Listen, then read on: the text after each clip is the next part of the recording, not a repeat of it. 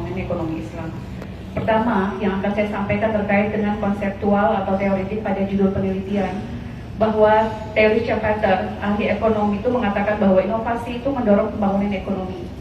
Sementara dalam pandangan Umar Kapra, ahli ekonom dalam pembangunan ekonomi Islam itu mengatakan bahwa moral yang mendorong pembangunan ekonomi. Sementara itu dalam kajian pembangunan ekonomi itu salah satu problem adalah kemiskinan. Lalu ada muncul literatur itu menyatakan bahwa literasi itu memberikan kontribusi terhadap pembangunan ekonomi. Maka disertasi ini memunculkan 3 istilah pada judul itu, inovasi, literasi, dan pembangunan ekonomi Islam. Kemudian adapun literasi, sintesis sains, dan Al-Quran merupakan usulan kebaruan atau novelty dari disertasi ini.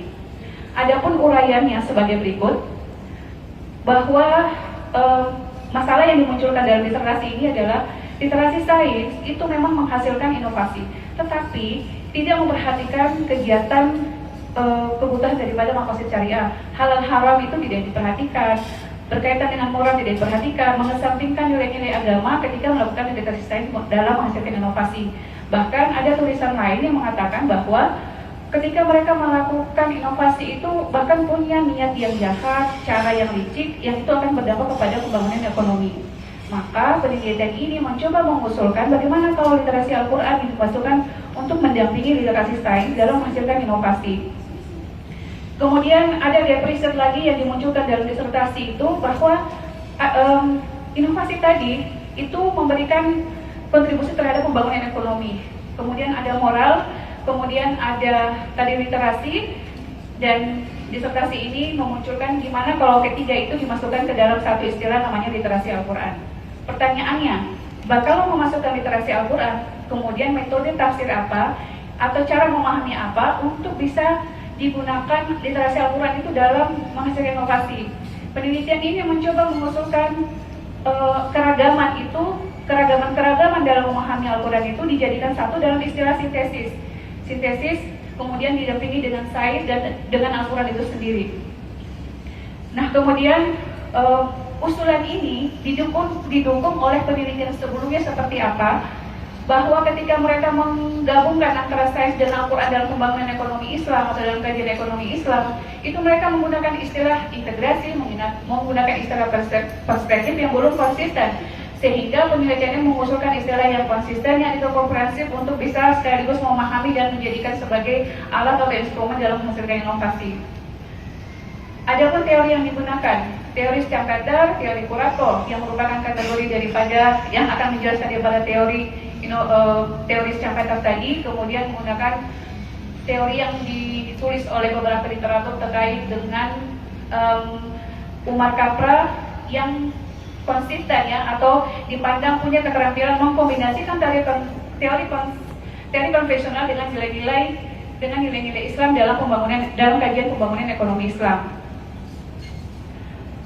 Kemudian metode penelitian digunakan kajian pustaka menggunakan analisis konten, sumber data dari Google Scholar, kemudian masuk ke dalam Google Scholar, metodenya masuk ke dalam Google Scholar, kemudian menggunakan kata kunci yang ada pada judul penelitian dengan kata-kata yang relevan dengan judul penelitian tersebut.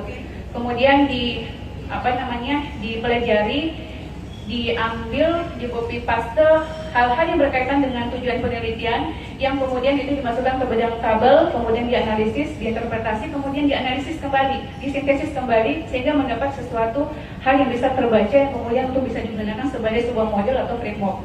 Hasil penelitian dari disertasi ini ada 2. Yang pertama adalah menyusun sintesis yang memberikan gambaran itu adalah sebuah model yang digunakan di dalam proses inovasi dan pembangunan ekonomi Islam.